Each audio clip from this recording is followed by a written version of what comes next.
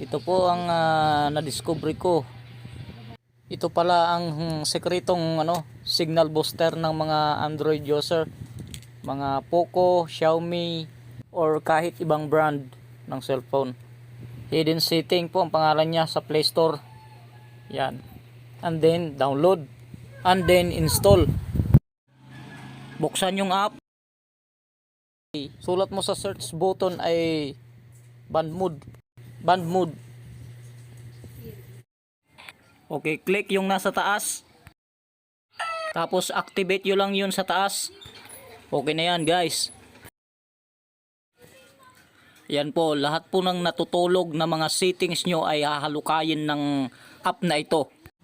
Pati yung hindi nyo nakikita dyan sa setting nyo, makikita nyo dito sa application na to. Kaya please watch this. Yan, radio band mode, click din. Saka piliin ng automatic. Yan lang na-discover ko. Malakas ng signal ko ngayon. At nang nag-email ako ay hindi na siya naglalag. Yan lang pala ang sekretong signal booster, guys. Ang dami pa mga setting na pagpipilian. Yan, ang dami lahat dyan, mga settings. Yan po, yan. Ang pangalan niya po sa Play Store ay Hidden Settings. Kung nagustuhan ng video, guys, subscribe naman dyan. Kasi kunti pa lang subscriber ko eh. Salamat.